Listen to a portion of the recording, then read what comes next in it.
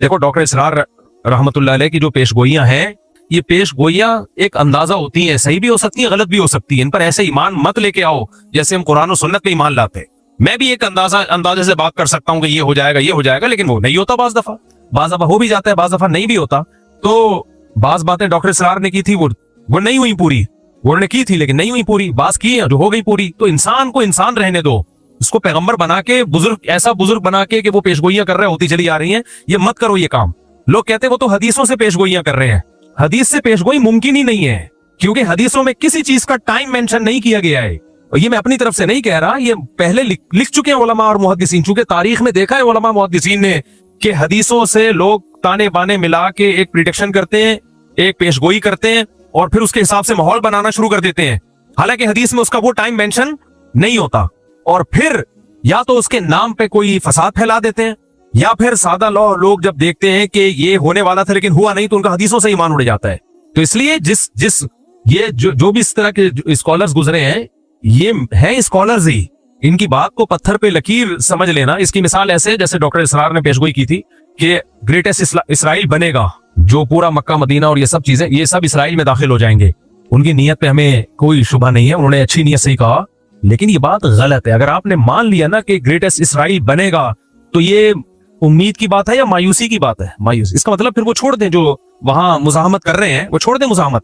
जब बनेगा तो क्या जरूरत है करने की फिर? तो डॉक्टर साहब की नीयत अपनी जगह, लेकिन इंशाल्लाह नहीं बनेगा, किसी का बाप भी नहीं बनने देगा उनको।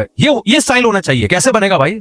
आपके मकान पे किसी ने धमकी दी कि मैं कब्जा करूंगा, तो पहला रिप्लाई आपका क्या होगा? तेरे बाप में दम है तो करके दिखा।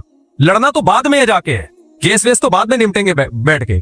और अगर वो कहे कि हदीस में आता है कि मैं कब्जा करूंगा, इसका मतलब उसने तो आपके हाथ पांव काट दिए। तो कितना ही नेक स्कॉलर हो, अच्छा हो, गलती हर इंसान से हो सकती है। मेरा मकसद उनकी जात को हदफ बनाना नहीं है।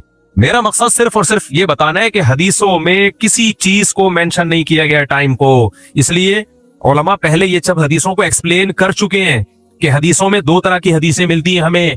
एक तो वो हदीसें ये करो ये मत करो, जिनमें ऑर्डर है कि ये करना है और ये नहीं करना, उन हदीसों को हमने फॉलो करना है। दूसरी वो हदीसें जिनका ताल्लुक है पेशगोइयों से, वो नबी सल्लल्लाहु अलैहि वसल्लम की नबूवत की दलील है कि आपने बताया ऐसा होगा, लेकिन टाइम नहीं बताया, तो बस इतना ईमान रखना पड़ेगा कि होगा। कब होगा ये नहीं बताया, लिहाजा उन हदीसों का अमल से ताल्लुक नहीं है कि उनको सामने रखकर हम प्लानिंग करना शुरू कर दें। ना ना ना ना ना ना, ये गलती नहीं करना। प्लानिंग उन हदीसों को सामने रख के नहीं की जाएगी, प्लानिंग ग्राउंड रियलिटी को सामने रख के की जाएगी।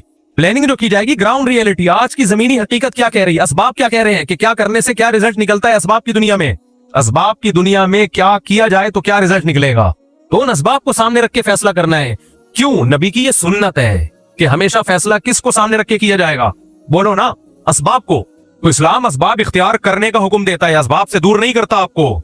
जब तक मुसलमानों ने असबाब इख्तियार किए, दुनिया पे हुकूमतें की हैं।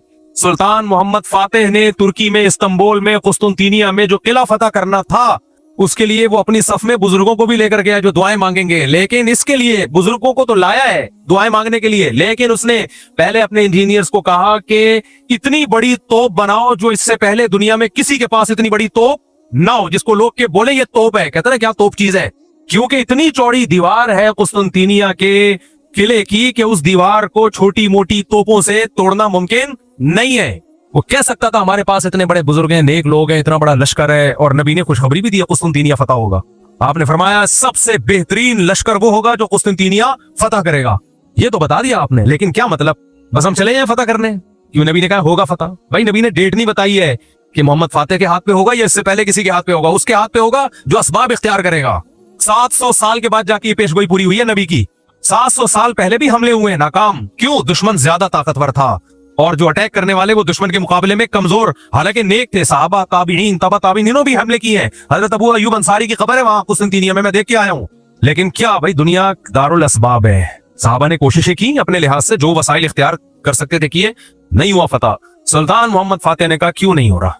इस किले की ऐसी की, इतनी चौड़ी दीवारें हैं ना उस किले की, उस दीवार की जो इस्तांबुल के गिर्द उन्होंने खींची थी रूमियों ने, या तो ये ईसाइयों ने थी या ईसाइयों से पहले हुकूमत थी फारिस की, ईरानियों की, जो मजूसी थे, आग परस्त थे। अब इसमें दोनों कॉल मिलते हैं हमें, मुझे पूरी तहकीक नहीं है कि या तो ये मजूसियों ने बनाई थी पहले आग परस्त। दो ही बड़ी सुपर पावर गुजरी है ना भाई, एक ईरानियों की गुजरी है और एक मसीही। इससे पहले तो यहूदियों की थी। देखो पहले यहूदियों ने दुनिया में हुकूमत की है सुलेमान और दाऊद अलैहिस्सलाम के दौर में। हर जगह किसकी तहजीब नजर आती थी? यहूदियों की। सुलेमान अलैहिस्सलाम का ना पूरा हुदूद से आके खबरें दी हैं, मलका सबा है, वो मलका सबा को भी फतह कर लिया, उनको फैलते चले गए। तो जो सुपर ताकत थी दुनिया में, जो सल्तनत कायम थी, वो किसकी थी? यहूदियों की। इससे पहले की तारीख में मैं नहीं जा रहा, इससे पहले भी बहुत लोगों ने दुनिया में हुकूमतें की हैं, तो माजी करीब की बात मैं कर रहा हूं। उसके बाद अल्लाह ने किसके हाथ में रूहानी खिलाफत दी है? मसीहियों के हाथ में। हजरत ईसा पर ईमान लाने वाले ये फैलते चले गए, जंगों के जरिए भी, दावत और तबलीग के जरिए भी। कुछ इलाकों को तो ईसाइयों ने तलवार के जोर से फतह किया, कुछ ऐसे थे जो खुद बखुद पूरी स्टेट्स मसीही मजहब में दाखिल हो गई, क्योंकि उसमें अट्रैक्शन थी। लेकिन ये जो मजूसियों की हुकूमत थी, आग की पूजा करने वाले ईरान की तरफ थे, ये इनकी अपनी एक अलग रियासत थी, बहुत बड़ी स्टेट थी लोगों की भी। तो ये दो सल्तनतें, एक रोमन एम्पायर और एक ईरानियों की, जो मजूसियों की एम्पायर थी, ये दो बड़ी ताकतें थी जब इस्लाम दुनिया में बोलो आया है। तो ईसाइयों की लड़ाई ज्यादातर इन्हीं से हो रही थी, या तो यहूदियों से होती थी या इनसे होती थी, मजूसियों से। तो जो इस्तांबुल है तुर्की, ये था पहले मजूसियों के कब्जे में। आग परस्तिश, आग की जो पूजा मुशरिक लोगों के। अब या तो ये दीवार इन्होंने बनाई थी जिस पर मसीहियों ने उसी तरह से हमला किया, बहुत मुश्किल से उस पर कब्जा किया, या ये कि ये बनाई किसने थी? मसीहियों ने बनाई थी। ये देखना पड़ेगा किताबों में, इस वक्त मेरे ज़हन में नहीं है। लेकिन बहरहाल मुसलमानों के लिए इसको फतह करना आसान काम नहीं था, और नबी ने खुशखबरी भी सुना दी थी, निअमा जैशुन यग़ज़ुल कुस्तंतीनिया औ कमा क़ाल सल्लल्लाहु अलैहि वसल्लम, क्या ही बेहतरीन लश्कर है जो कुस्तंतीनिया को फतह करेगा, और क्या ही बेहतरीन है वो शख्स जो, वो अमीर जो उसको फतह करेगा। 700 साल कोशिशें हुई हैं उसको फतह करने की, नहीं हो पा रहा था। क्यों? उस लेवल के असबाब नहीं थे जो उन्होंने अपने डिफेंस के लिए रखे हुए थे। हालांकि अटैक करने वाले, हमला करने वाले मेरे और आप जैसे नहीं थे, बड़े अल्लाह वाले, बड़े नेक लोग थे, बड़े बुजुर्ग लोग थे वो। लेकिन नहीं भाई, दुनिया दारुल असबाब है। उन्होंने डिफेंस का सिस्टम इतना मजबूत किया हुआ था, जिसकी दीवारें इतनी चौड़ी कि उस पे गधा गाड़ियां चल सकें, बैलगाड़ियां चल सकें, इतनी चौड़ी दीवारें। उन दीवारों पे आप उस जमाने के गोले मारोगे तो क्या हुआ, ऐसा लगता था जैसे किसी ने खारिश की है, खुजाया है थोड़ा सा दीवार को। उसको कैसे फतह करें? फिर दो समंदरों के बीच में एक नहर है जो यूरोप के तुर्की को और एशिया के तुर्की को अलग करता है, तो उस समंदर को भी क्रॉस करना था, वो भी मुमकिन नहीं था। और उस समंदर तक कश्तियां पहुंचाना मुमकिन नहीं था, उस पानी तक कश्तियां पहुंचाना मुमकिन नहीं था। कश्तियां समंदर के रास्ते से लेकर आए तो दुश्मन का कब्जा था उस पे, और किश्तियों को बाय रोड ले जाना, इतनी बड़ी तादाद में समंदरी जहाज जैसी किश्तियों को बाय रोड ले जाना मुमकिन नहीं था। तो सुल्तान मोहम्मद फातेह ने दो खानदानी काम किए। बोला सबसे पहले तो एक इतनी बड़ी तोप बनाओ कि जिसको लोग कहें ये क्या है, क्या तोप बनाई है, क्या तोप बनाई, ये असबाब इख्तियार किए उसने। और दूसरा, खोपड़ी इस्तेमाल करो। जब तक हम वो जो दो समंदरों को मिलाने वाली पट्टी है पानी की, उसमें कश्तियां नहीं उतारेंगे, और उतारे भी चुपके से, दुश्मन को पता ना चले, तो उस वक्त तक हमारे लिए इसको फतह करना मुमकिन नहीं है। मशवरा हुआ कि एक ही ऑप्शन है हमारे पास, तोपें तो बनाना कोई मुश्किल नहीं है, अपने इंजीनियर्स ने बना ली बड़ी बड़ी तोपें, आज भी रखी हुई है तुर्की के म्यूजियम में आप जाएं। तो सबसे बड़ा मसला यह है कि खुश्की को पार करके पानी में किश्तियां कैसे उतारी जाएं, जहां मुजाहिदीन को बिठा के शहर के अंदर भेजा जाए ताकि वो पीछे से भी अटैक करें। दो बड़े चैलेंज थे, नंबर 1 किश्तियां वहां तक पहुंचाना, नंबर 2 चुपके से पहुंचाना, क्योंकि दुश्मन देख लेगा, वो मारेगा। मैं और आप होते, हम कहते हैं ला इलाहा इल्ला अंता सुब्हानका इन्नी कुन्तु मिनज़ ज़ालिमीन, 10 लाख दफा इसका विर्द होगा। हाँ, आओ बैठो सारे, या अल्लाह फतह करा दे, या अल्लाह हम तेरे गुनाहगार बंदे हैं, और अभी तक गुनाहगार ही हैं क्योंकि असबाब इख्तियार कर नहीं रहे। फिर हम जाते हैं, शुफ सरकार भी हमारे पास होता, हम कहते हैं उधर मुंह करके जितनी तेरे पास फूके आज सारी निकाल दे यार। गवर्नमेंट से कहते फूक के स्पेशल सिलेंडर लेकर आओ और शुफ सरकार के लगा दो ताकि हवा अंदर जाए और सरकार के जमाने मुबारक से बाहर निकलती रहे हवाएं।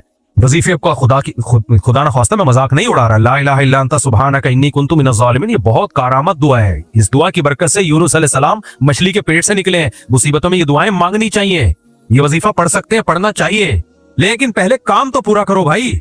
पैनाडॉल रखी हुई है, बुखार में यूं घूम रहा है, अबे ये 2 गोली खाते हुए तुझे तकलीफ हो रही है, मौत आ रही है, खा ले, फिर फातिहा पढ़ के फूंक भी लगा देना। वो खा नहीं रही है और सारा जोर किस पे है? फूकों पे है। अल्लाह हमें हिदायत दे। वक्त बहुत ज्यादा हो गया है तो मेरे टॉपिक को मैं ठीक छोड़ देता हूँ। कोई बात नहीं, आपने कौन से इस्लामियात की तैयारी करनी है तो अगले हफ्ते से फिर जहां से छोड़ा इंशाल्लाह वहां से शुरू करने की कोशिश करेंगे। अल्लाह समझने की, अमल की तौफीक अता फरमाए।